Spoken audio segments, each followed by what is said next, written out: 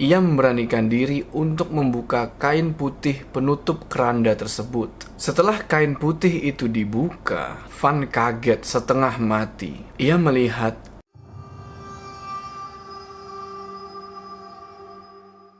Assalamualaikum teman-teman, balik lagi sama gue Apa kabar kalian semua? Semoga kalian semua yang menonton video ini diberikan kesehatan, dilancarkan rezekinya, dan selalu dimudahkan urusannya. Kalian ingat dengan cerita yang berjudul Rasuk? Jadi gue dapat updatean dari penulis kalau cerita Rasuk ini ada lanjutannya. Bagi yang belum tahu ceritanya, sebaiknya kalian nonton dulu video tentang Rasuk itu. Nih gue kasih linknya di sini ya. Secara singkat, di video Rasuk sebelumnya, kita mengikuti perjalanan Van, Bayu, dan Sandi, di mana mereka mendaki ke suatu gunung di daerah Jawa Barat. Tentunya nama gunung akan gue samarkan. Nah, di gunung itu banyak kejadian-kejadian mistis yang ekstrim sampai-sampai merenggut nyawa salah satu dari mereka. Nah, di part 2 ini akan diceritakan misteri di part pertama tentang mengapa almarhum Sandi bisa meninggal. Sebelum kita masuk ke cerita, jangan lupa kalian like video ini, dan bagi yang belum subscribe, ayo subscribe sekarang ke channel ini supaya kalian gak ketinggalan cerita-cerita horor pendakian selanjutnya. Udah siap ya? Jadi di part 2 ini Van memutuskan untuk mendaki kembali ke gunung itu. Meskipun ia masih sedikit trauma untuk mendaki lagi. Van mendaki ke gunung itu bersama dengan 3 orang temannya di saat libur panjang. Ingat Bayu? Sekarang ia mengalami trauma yang cukup parah. Van mendapat kabar dari orang tuanya kalau Bayu sekarang memiliki sifat yang lebih sensitif terhadap hal apapun, dan ia lebih suka mengurung diri di kamar. Sebelum Van mendaki, Bayu pernah bilang, "Lu mau ke gunung itu lagi, Van? Lu mau nyusul Sandi? Lu mau meninggal kayak dia?" Tapi Van tetap memutuskan untuk pergi dan bilang ke Bayu kalau dia akan baik-baik saja. Sabtu pagi Van berangkat karena sebelumnya, sehari sebelum pendaftaran, ia sudah membooking pendaftaran untuk mendaki via online. Van mendaki bersama dengan 3 orang teman lainnya, yaitu Gilang, Citra, dan Amanda. Pas kali 4 orang. Karena untuk mendaki ke gunung tersebut sekarang diwajibkan minimal 4 orang, tidak boleh kurang. Van berangkat dari rumah sekitar jam 6 pagi. Ia naik Grab menuju ke base camp dengan membayar sekitar 50.000. Gilang, Citra, dan Amanda rupanya sudah duluan ada di sana. Saat itu tidak ada banyak orang, hanya beberapa saja yang mengantri di base camp. Cuaca juga tampak agak cerah walaupun matahari terus bersembunyi di balik awan. Sebelum melakukan pendaftaran ulang dan menyerahkan semua persyaratan, mereka terlebih dahulu memakan nasi bungkus yang sudah dibawa oleh Citra dari rumah. Pokoknya kita nggak boleh ngelakuin hal-hal yang dianggap salah di atas nanti. Perasaan Van sebenarnya tidak enak, tapi ia terus berusaha untuk positive thinking. Setelah ada instruksi dari pihak base camp, mereka pun memulai pendakian. Sebelum mendaki, tidak lupa Van membaca doa, dan kali ini ia membawa Al-Quran kecil sebagai pegangan. Jalur pendakian yang Van lalui masih sama seperti dulu. Meski sudah sedikit move on dari kejadian itu, ia masih terus mengingat sosok Sandi yang selalu bersemangat dan ceria. Seperti biasa, mereka melewati pemukiman warga, sampai akhirnya mereka mulai memasuki kawasan hutan. Tapi anehnya, kenapa cuma mereka berempat yang ada di sana? Van mencoba untuk melihat ke sekeliling, tapi ia belum melihat ada pendaki lain. Ia pun berusaha untuk mengabaikannya. Mungkin pendaki-pendaki lain memilih waktu yang berbeda untuk memulai pendakian. Jadi Gilang, Citra, dan Amanda itu tidak terlalu kenal dengan almarhum Sandi dan Bayu. Van berteman dengan Bayu dan almarhum Sandi dari sebuah acara pecinta alam yang ada di daerah mereka. Mereka bertiga sama-sama menyukai alam meskipun berbeda sekolah. Sedangkan Gilang, Citra, dan Amanda adalah teman satu sekolahnya Van. Kita kembali ke cerita. Van tidak henti-hentinya membaca bismillah sepanjang perjalanan. Dari base camp menuju ke pos 1 memakan waktu kurang lebih 2 jam. Van berharap ia tidak mendengar suara gamelan lagi. Awal-awal pendakian, semua berjalan normal dan tidak ada gangguan apapun. Tiba-tiba Seseorang berlari menghampiri mereka berempat dari belakang dan berhenti tepat di depan mereka. Orang itu bilang, "Maaf mengganggu perjalanannya. Saya mau cek tas kalian masing-masing." "Loh, kenapa nggak dari tadi, Kang?" "Tidak sempat, maaf ya." Mereka berempat pun menurunkan tas carrier yang cukup berat dan membiarkan orang itu untuk mengecek tas satu persatu. Takutnya ada barang yang seharusnya tidak boleh dibawa. Tapi setelah orang itu mengecek tas, ia tidak menemukan apapun yang mencurigakan. "Oke, sip, aman." "Kenapa ya, Kang?" "Enggak, takutnya kalian bawa sesuatu yang seharusnya tidak boleh dibawa ke gunung." "Ya sudah, silahkan dilanjutkan lagi perjalanannya. Hati-hati." Tanpa berlama-lama, mereka pun melanjutkan perjalanan. Suasana tampak biasa-biasa saja, sampai kesunyian terpecahkan oleh Amanda yang tiba-tiba berteriak sangat kencang dan memegang kepalanya seakan-akan ia kerasukan. "Amanda, lu kenapa woi?" Amanda terus berteriak tidak karuan sambil memegangi kepalanya. Van langsung membaca ayat kursi di situ. Amanda tiba-tiba tertawa secara sengaja. "Hahaha, kaget ya? Rasain." Spontan Van dan yang lainnya merasa jengkel dengan Amanda yang pura-pura kerasukan itu. "Nggak lucu woi, kualat lu. Awas aja kalau kerasukan beneran." Oke lah, setelah candaan yang tidak penting itu, mereka melanjutkan perjalanan. Van masih terus mengucapkan bismillah dalam hati selama perjalanan. Rasanya hawa negatif sudah mulai muncul, tapi ia mengabaikannya. Saat itu Van berada di belakang, sedangkan Gilang, Citra, dan Amanda berada di depan. Van sengaja berada di paling belakang saat itu, karena kakinya sedang sedikit sakit. Jadinya ia agak memperlambat langkah. Tiba-tiba ia merasa ada yang mengikuti dari belakang. Suara langkah kaki itu mendekat, diiringi dengan siulan yang membuat bulu kuduk berdiri. Tapi ketika Van menoleh ke belakang, tidak ada siapa-siapa. Gilang yang ada di depan terus-menerus menyeru kepada Van agar mempercepat langkahnya. Lalu Amanda bilang, "Ngomong-ngomong, temen lu yang tewas itu di mana meninggalnya?" Amanda menanyakan hal yang seharusnya tidak dipertanyakan. Alhasil, Van memasang muka kesal dan hampir naik darah mendengar pertanyaannya. "Shh, gak usah dibahas." Siang pun menjelang. Sesampainya di pos 2, mereka pun istirahat. Van masih ingat segala hal di tempat itu sewaktu bersama Bayu dan almarhum Sandi. Ia pun termenung dan seketika teringat kejadian yang lalu. Van tiba-tiba mengantuk dan ia tiduran di atas tanah. Sambil memandang langit, ia perlahan memejamkan mata, tidak kuat menahan kantuk, dan akhirnya ia pun tertidur. "Van, bangun!" Van terbangun, kaget dari tidurnya karena mendengar suara itu. Suaranya mirip seseorang, yaitu suara almarhum Sandi. Itu sama sekali bukan mimpi, itu nyata. Ketika ia bangun, ia melihat kalau Gilang, Citra, dan Amanda masih duduk santai beristirahat di bawah pohon dan tidak ada siapa-siapa di samping Van. Van lalu bertanya ke Gilang, "Lang, lu bangunin gue tadi?" "Enggak." Di situ, Van mulai merinding.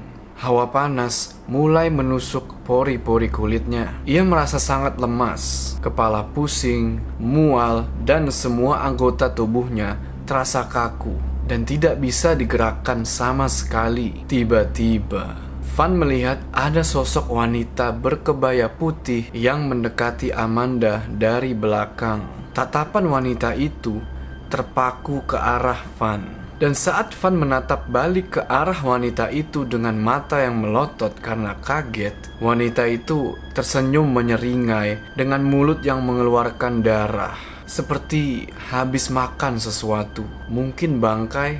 Di sisi lain, ia juga melihat ada almarhum Sandi dengan muka pucatnya berdiri di bawah pohon, tepat di belakang wanita berkebaya itu. Sandi tersenyum dengan senyuman yang sangat ganjil dan matanya nyaris hitam semua. Gilang, Citra, dan Amanda menatap Van dengan tatapan yang bingung. Lalu mereka bertanya, "Van, lu kenapa?" Van masih bisa melihat mereka bertiga yang sepertinya khawatir akan keadaannya. Sedangkan sosok berkebaya dan sosok yang menyerupai almarhum Sandy itu masih ada di belakang Amanda. Entah apa yang akan mereka lakukan. Van tidak bisa bicara sama sekali. Tubuhnya terbujur kaku. Dia benar-benar tidak mengerti apa yang ia sedang alami saat itu. Pada akhirnya dia tidak kuat lagi dan pingsan. Ketika ia sadar, Van melihat Gilang, Citra, dan Amanda sedang bersama seseorang yang seperti pemandu pendakian. Sebut saja orang ini Kang Asep. Kang Asep bilang, "Alhamdulillah sudah sadar. Jangan lepas untuk membaca doa, biar kalian diberikan keselamatan dan perlindungan dari hal-hal gaib." Kang Asep lalu mengoleskan minyak kayu putih ke pinggir lehernya Van. "Bagaimana? Udah mendingan? Lebih baik kalian turun saja sekarang. Keadaan seperti ini tidak memungkinkan kalian untuk meneruskan perjalanan.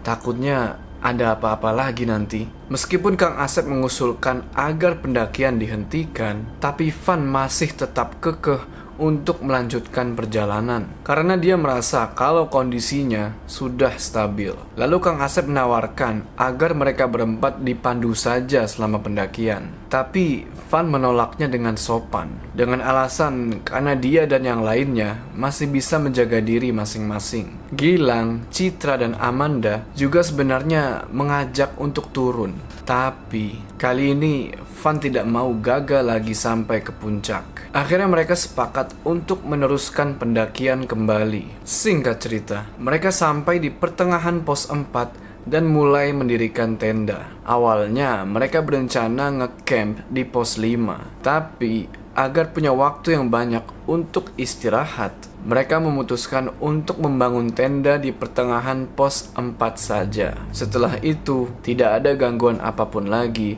yang menghalangi mereka berempat.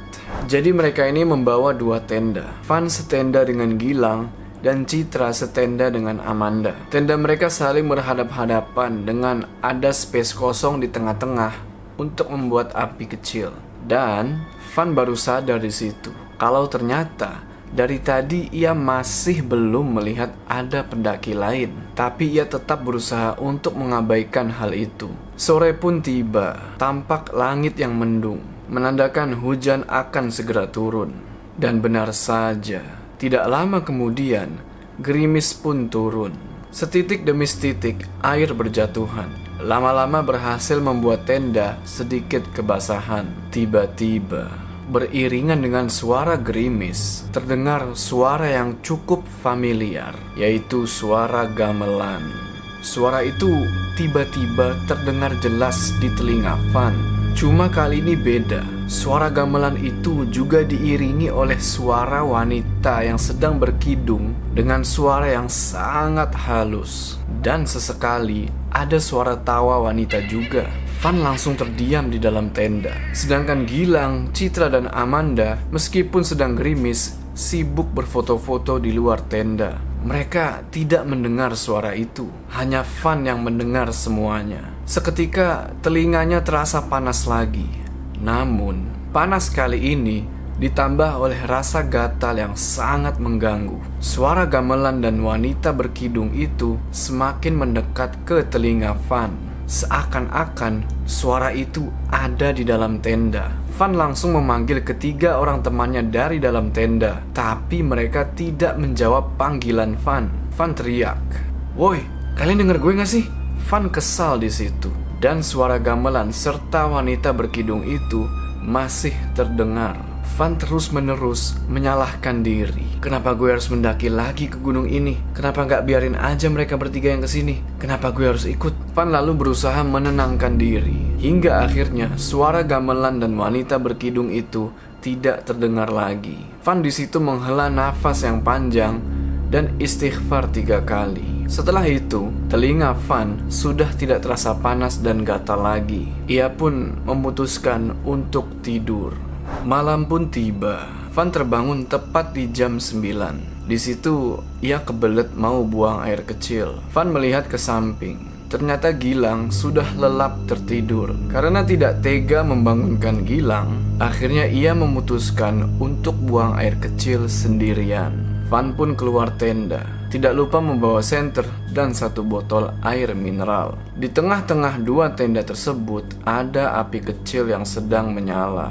Ia mulai menyalakan senternya dan mencari tempat yang aman untuk buang air kecil. Ia buang air kecil tidak jauh dari tenda. Terdengar suara-suara binatang malam dan angin yang berhembus kencang. Tiba-tiba, samar-samar, Van mendengar seperti ada suara keramaian dari jauh, seperti ada acara. Ia juga melihat sekilas ada cahaya di depan, seakan menunjukkan kalau itu adalah sumber dari keramaian tersebut. Setelah selesai buang air kecil dan menyiram tempatnya dengan air mineral yang ia bawa, Van pun menghampiri cahaya itu.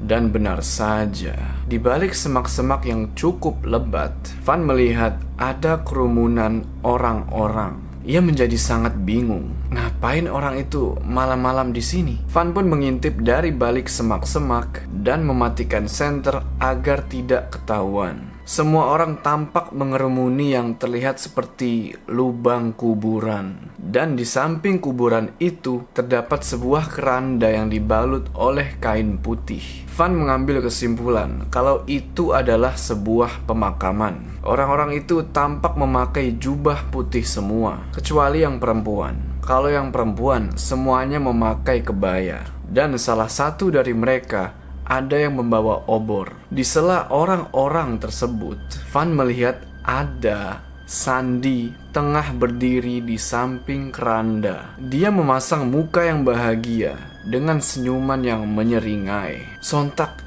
jantung Van berdetak dengan kencang dan tubuhnya lemas gemetar tidak karuan. Rasa penasaran menghampiri Van. Dia ingin tahu siapa yang ada di dalam keranda itu. Yang membuat Van makin keheranan, semua orang di kerumunan itu seperti mengucapkan sebuah kalimat dengan menggunakan bahasa Sunda yang halus, dan mereka seperti melempar bunga ke dalam lubang kuburan. Tiba-tiba, orang-orang itu membubarkan diri dan membiarkan keranda itu bersama dengan lubang kuburannya. Tapi Sandy tidak ikut bubar bersama dengan yang lainnya. Dia masih berdiri menatap ke arah keranda itu. Saking penasarannya, Van pun keluar dari tempat persembunyian dan menghampiri sosok yang menyerupai Sandy tersebut. Van menyalakan senternya kembali sambil berharap kalau sosok itu bukanlah sosok yang jahat. Sandy? Sandy pun menengok ke arah Van dan seketika ekspresinya berubah menjadi sedih. Lalu tiba-tiba ia menghilang begitu saja, entah kemana. Van semakin ketakutan di situ. Tapi karena sangat penasaran, ia memberanikan diri untuk membuka kain putih penutup keranda tersebut. Setelah kain putih itu dibuka, Van kaget setengah mati. Ia melihat jasad Amanda di sana yang sekarang berpakaian kebaya. Mukanya pucat sekali. Sontak Van lemas bukan main. Ia langsung lari kembali menuju ke tenda. Di sana Van melihat Gilang dan Citra berteriak memanggil Amanda. Spontan Van langsung bertanya, ada apa? Lu kemana aja? Dikira lu ikut hilang juga kayak Amanda. Gua habis buang air kecil. Perkataan Gilang mengenai hilangnya Amanda membuatnya hampir jantungan. Apa benar yang Van lihat di keranda tadi itu Amanda? Van pun ikut memanggil Amanda, dan ini benar-benar di luar dugaan. Ia hilang di saat yang bertepatan sewaktu Van melihat jasadnya berada di dalam keranda tadi. Tidak lama kemudian, akhirnya Amanda datang dari arah yang bersamaan sewaktu Van lari dari pemakaman tadi. Nafasnya tersengal-sengal seperti habis dikejar sesuatu. Gilang bertanya, Amanda, lu dari mana aja sih? Gue lihat lu ada di dalam keranda, Van. Di sana. Gue di sini, woi. Malah gue yang lihat lu ada di dalam keranda di sana. Gilang dan Citra menatap muka mereka berdua dengan ekspresi yang kebingungan. Perasaan tidak tenang muncul kembali dalam diri Van. Van pun berusaha menenangkan keadaan. Mereka lalu memutuskan untuk masuk ke dalam satu tenda karena mereka sama-sama takut dan merinding saat itu. Untungnya, tenda yang biasa diisi 2 orang itu mampu menampung 4 orang. Mereka berempat kembali membaca ayat kursi. Dari suara Citra dan Amanda menandakan kalau mereka itu benar-benar ketakutan. Setelah suasana mulai tenang, mereka kembali beristirahat. Citra dan Amanda kembali ke tendanya untuk tidur. Waktu saat itu sudah menunjukkan pukul 9:30 malam. Van tidak bisa tidur sama sekali. Badannya gemetar, jantungnya masih berdetak dengan kencang. Setelah berusaha keras untuk tidur, akhirnya pada jam 10 ia terlelap. Keesokan paginya, jam 6:30, mereka berempat keluar dari tenda masing-masing dan berkumpul di luar. Mereka bercerita tentang kejadian semalam, yaitu kenapa Van dan Amanda bisa mengalami kejadian tersebut di saat yang bersamaan. Van pun menceritakan kronologinya. Mulai dari awal ia buang air kecil dan melihat keramaian, lalu ada sosok Sandy yang berada di tengah-tengah keramaian tersebut. Namun, awal cerita Amanda berbeda. Dia bilang, kalau malam itu ia melihat ada laki-laki berperawakan seperti pendaki biasanya. Laki-laki itu terlihat lewat di depan tendanya. Waktu itu Amanda juga belum bisa tidur. Karena sangat penasaran, ia memutuskan untuk mengikuti laki-laki itu sampai di sebuah kerumunan orang-orang. Sama seperti Van, ada keranda juga di situ. Dan ketika Amanda melihat isi keranda itu, isinya adalah jasad Van. Van bertanya-tanya, siapa laki-laki pendaki yang lewat itu? Terbesit di dalam hati Van kalau itu adalah Sandy. Tapi tidak mungkin kalau itu Sandy, karena Sandy sudah meninggal.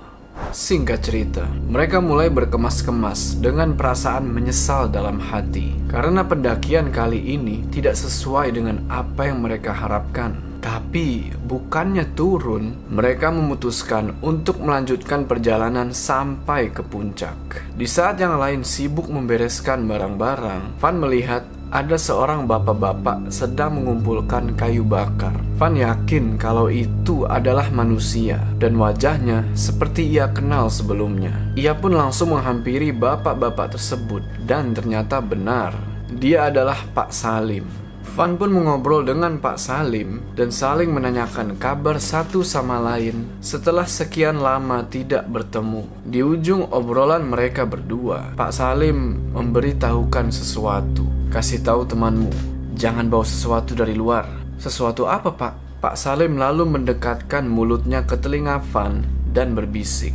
Temanmu yang perempuan itu membawa jimat terlarang ke sini. Jimatnya itu tidak disukai oleh lelembut yang ada di gunung ini. Pak Salim menunjuk Amanda. Van sedikit bingung terhadap perkataan Pak Salim barusan. Kalau benar Amanda membawa jimat, kenapa kemarin waktu diperiksa tidak ketemu? Lalu di mana jimat itu disimpan? Ternyata Pak Salim juga mengetahui tentang apa yang dialami oleh Van dan Amanda semalam. Beliau sepertinya punya kemampuan, seperti indera keenam mungkin. Alasan kenapa Amanda mengalami kejadian itu karena dia membawa jimat terlarang yang seharusnya tidak boleh dibawa selama pendakian. Dan yang jadi pertanyaan, kenapa Van juga diganggu? Padahal dia tidak membawa sesuatu seperti jimat. Di situ Pak Salim bilang, kamu juga membawa kodam ke sini. Jadi kamu ada yang jaga, kakek-kakek tua yang tidak disukai oleh lelembut di gunung ini. Van kaget bukan main di situ.